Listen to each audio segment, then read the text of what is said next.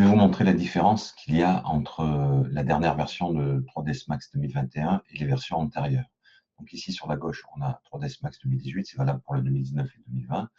Et ici sur la droite, nous avons 3ds Max 2021. Donc je vous parlais des différences juste au niveau de la... Il y en a plein en fait, mais je vous parlais de celle juste au niveau de la modélisation polygonale. Beaucoup de raccourcis ont changé, ça peut vous induire en erreur. Mais ça peut aussi grandement vous faciliter la vie.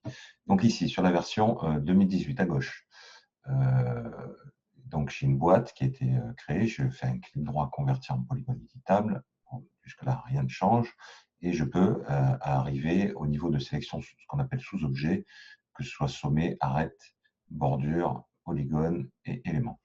Et je peux faire la même chose sur la version 2021, clic droit convertir en polygone éditable, et accéder de la même façon au sous-objet, segment, arête, sommet, etc., etc.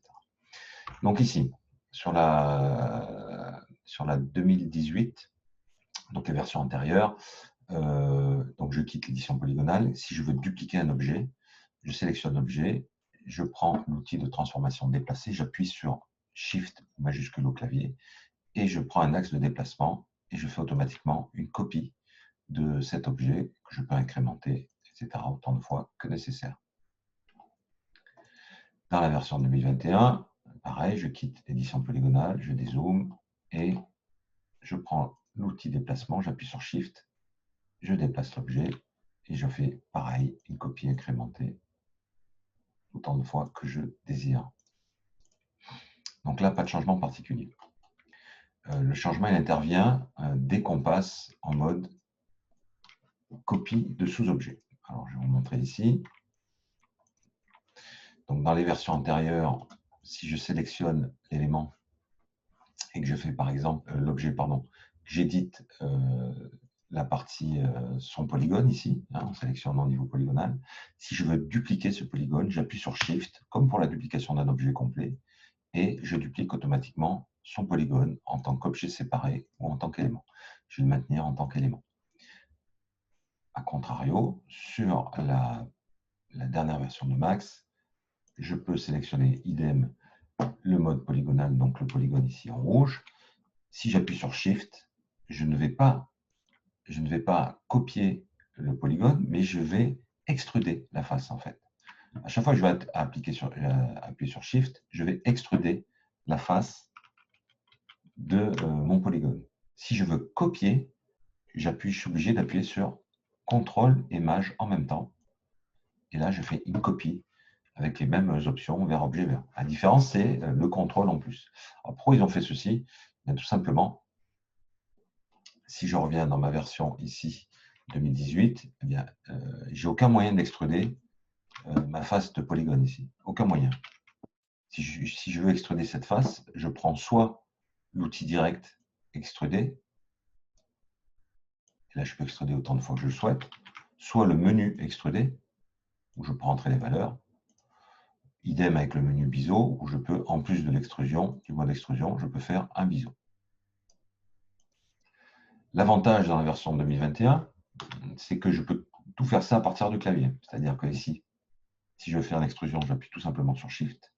Si je veux faire une insertion, comme j'ai fait avec l'outil biseau dans la version précédente, je passe en mode échelle tout simplement, et j'appuie sur Shift, et je fais une échelle. Et là, rien qu'avec les outils et les touches, je peux extruder, modéliser. Voilà, j'appuie sur Shift à chaque fois, et je peux faire des insertions et des extrusions positives ou négatives. Donc ça, c'est très pratique. Si par contre, je veux dupliquer l'élément dans sa globalité, ou qu'une partie de mon élément ici, donc je vais agrandir ma sélection. Voilà, si je veux dupliquer ça, j'appuie sur CTRL SHIFT et je fais une copie de cet élément. Pareil au niveau arête, donc là, ça a toujours fonctionné, même dans la version 2018, je suis capable d'extruder en appuyant sur Shift. Là, au niveau arête, ça marche pareil, de la même façon, si je supprime cette face ici, voilà, si je prends la bordure et que j'appuie sur Shift, je suis capable de faire une extrusion. Donc là, ça marche de la même façon. La nouveauté, c'est surtout dans le mode polygonal, en sélection polygone, en appuyant sur Shift, je fais des extrusions, CTRL-SHIFT, je fais des copies. Ensuite, chose qui est intéressante, si je voulais faire une sélection de type anneau, c'est-à-dire je sélectionne ce polygone et je veux sélectionner tout le pourtour de cet objet. J'appuie sur Shift, regardez, et dès que je passe sur le polygone qui est à côté, il me propose une sélection de type anneau. Je n'ai plus qu'à cliquer pour valider et ça me sélectionné de type anneau. Ça me fait une sélection de type anneau. Pareil pour les arêtes. Alors, je vais augmenter un peu le nombre d'extrusions juste pour vous montrer qu'on peut le faire sur plusieurs arêtes. Je vais rajouter mon couvercle. Ici, si je prends les arêtes, si je suis ici et j'appuie sur Shift, voilà, il a tendance à me sélectionner la totalité des arêtes. Pareil pour celle-ci.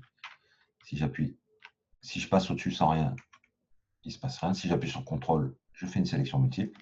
Et si j'appuie sur Shift, il me propose de sélectionner, et j'ai plus qu'à cliquer pour sélectionner une sélection de type boucle ou de type anneau, pour sélectionner la totalité des arêtes où, regardez, je fais ici, je sélectionne ça, j'appuie sur Shift, pardon. Voilà, si j'appuie sur Shift, il sélectionne de type anneau, il fait tout le pourtour.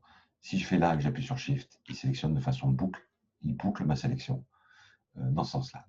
Pour faire la même chose dans Max 2021, si je prends cette arête, alors je passe en mode arête, cette arête,